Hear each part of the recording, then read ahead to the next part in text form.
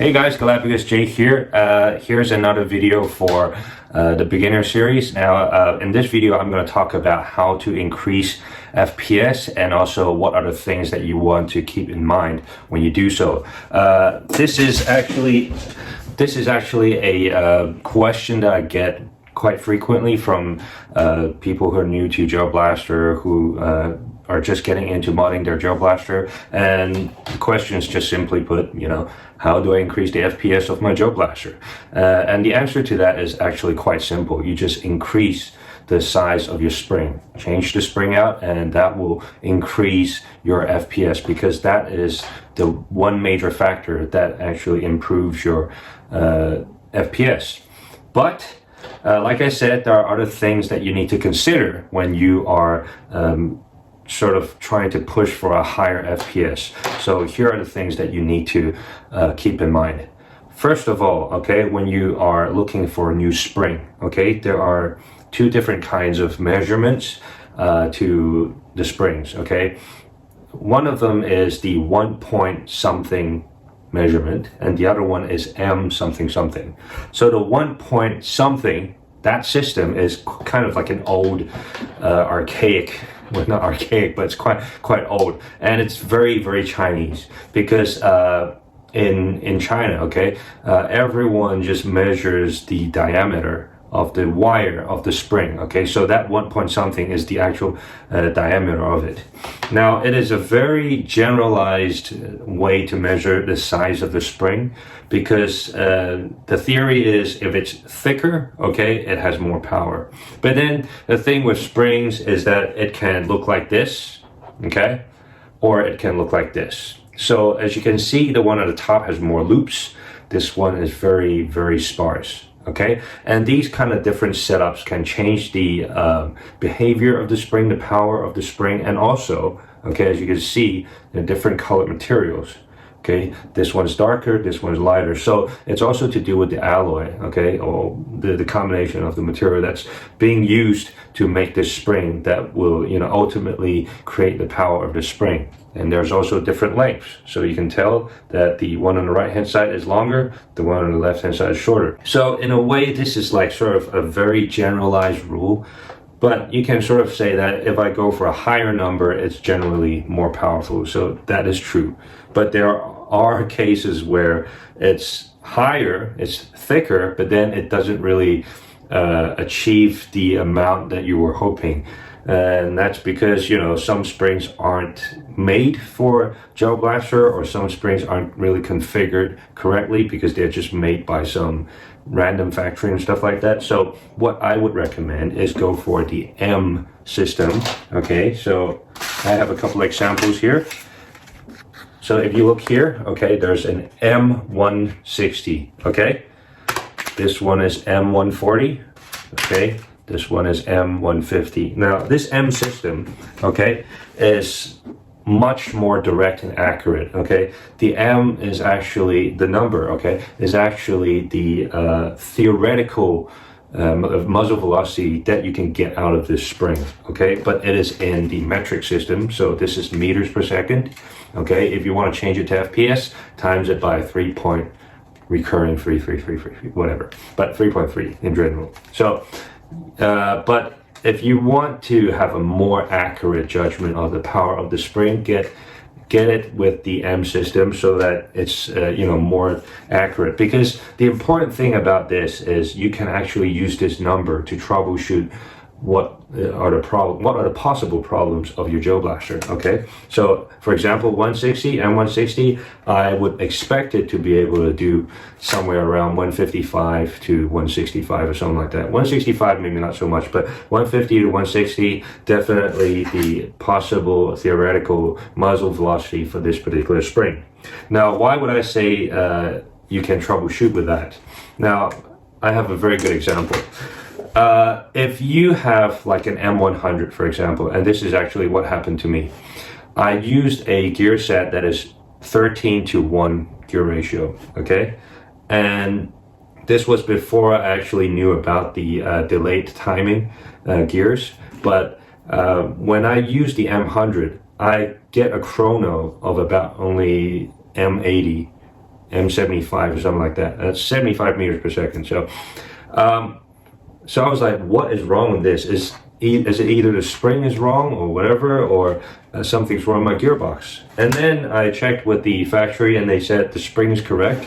There's something wrong with your gearbox. Okay. Then I dug through the forums and stuff like that, and then I found out that if you use much faster gears, there's sometimes a possible problem with the timing of the tappet plate and the air seal nozzle, that it's not closing in time for the piston to get back in place to push the air out and, you know, punch the gel ball out of the barrel. So I was actually leaking a bit of compressed air, okay, as the ball was leaving out of the barrel. So I switched to a delayed timing 13-to-1 gear set, and it went back up to like 95 meters per second. So using the M system is actually very good to sort of see what is wrong with your gearbox. Now, going back to the basic question. Now, once you have decided to increase the FPS of your blaster, okay, there are a couple of things that you need to watch out for. First of all, if you're going for really high powered spring, okay, you need to start looking into more durable gear and piston, a higher powered motor to be able to pull that spring, okay.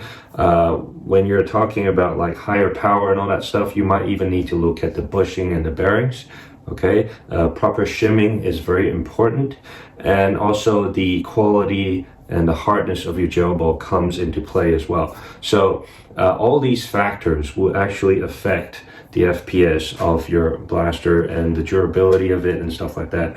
Another possible thing that you might want to look into is the O-ring on the piston head. Okay, some piston heads aren't, you know, fully compatible with the cylinder. It depends on the factory or whatever, or you upgraded your own cylinder or whatever. The O-ring might not be the sort of like the best compatibility with your cylinder, so it might be a slightly bit too small.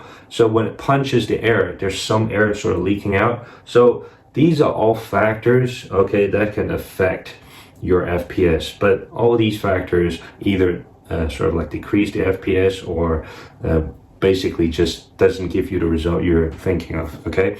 And the one other thing is the gear set that I was telling you about. If you're going for high FPS and also high rate of fire, then you might want to look into delayed timing gear sets as well. So to avoid having to look into so many different parts at the same time when you're increasing the FPS of your gel blaster, my recommendation is do it at very small increments. So anything that's straight out of the factory, any blaster straight out of the factory usually are about 70 to 75 meters per second. So that's, I don't know, like 230 FPS or 240. Push it up by 10% or 15%. So put like a M80 or M85 spring in there. Okay, once you've done that upgrade, okay, test out your gearbox, test out your blaster in a couple of games, listen for sounds, okay. Once you've played a couple of games, disassemble your blaster, take out your gearbox, and then check, okay, how are the gears doing? Is your motor heating up a lot more during the game? Okay, is your trajectory a lot more wilder? Okay, look for any difference in the behavior of the gel blaster, okay? Because when you increase the FPS of your gel blaster, there are three possible outcomes. One is the gel balls shoot out a lot faster. Second is it shoots further. And the third thing is the trajectory might go crazier, okay? These are the three outcomes that would come out of a higher powered spring, okay? So whenever you're upgrading your gel blaster in terms of like spring alone, okay, watch out for those things, okay? Listen for sounds, check the gears and stuff like that. If they're still okay, then you can still keep playing with that and stuff like that. But when you want to push it higher, okay, once you've installed like an M90 or M95 or something like that, plug in battery, test it out. Okay, I guarantee you will start hearing weird sounds or heating up and stuff like that. That is when you need to consider all the other factors I was telling you about. Okay, you need to think of increasing the durability of your gears, your piston, and the power of your motor to be able to pull that spring, the durability of your bushing or bearings. Okay, check for the cylinder head. Okay, not the cylinder head, the piston head. Okay, you can just pull it in and out and see if it's got like a good amount of resistance to it. Not too much. You don't want it to be like full on stuck, but you want to feel that there is a certain amount of good amount of push resistance, pushing the compressed air out of the cylinder. Okay, you want to be able to feel that. You don't want the O-ring to leak air and stuff like that, because that's one of the problems of you need to troubleshoot as well when you're increasing the size of your spring. And once you have done all that, okay, then you want to see if your trajectory is still really crazy. If it's still crazy, then you need to consider changing to a much harder type of gel ball, like the red ones and the matte gel balls that I was telling you guys about in the other videos. Or I think Ozgel has this Armatech gel ball that's supposedly harder than the matte gel balls. I have never tried it, so you guys can try it out. But anyway, so when you increase the FPS of your blaster, and if you're doing into like sort of in a big jump, there are a lot of elements that you might not be able to understand, or these behaviors that you might not be able to understand. And that's why I think it's better for you to do it in small increments, because if you were to increase in like 15%, 20% sort of power, like pushing from M70 to an M80 or M85, then you would be able to see the wear and tear of your gearbox in smaller amounts. It won't be detrimental, but you would be able to start seeing certain things starting to wear down, like the gears, the piston, the motor starting to heat up a little bit more. And then you know what you need to upgrade, as opposed to going from M70 all the way to M100 and then all these things break and then you don't know what the hell is going on. It's better to learn in smaller increments than such a big jump. And obviously I'm going to do tutorials and stuff like that in the future to help you out in how to increase and do builds and stuff like that. But as a word of advice, always do your upgrades in smaller increments, and that will help you learn about your gel blaster, how to mod your gel blaster and stuff like that a lot better. Yeah, I think that's my 2 cents in how to sort of increase your FPS. This is something that I gathered through a lot of trial and error as well, so hope you guys don't have to go through all those pain and wasted time and money as well. So anyway, so that was it for this particular video. It's a very simple one anyway, and hope you guys got something out of this as well. If you guys got any more questions, just leave it down in the comments or send me an email, doesn't matter. I'm always there to answer your emails and comments as much as I can. So anyway, hope you guys enjoyed this video, and stay tuned. I have a lot more to come, and I'll catch you guys in the next video. Peace, guys.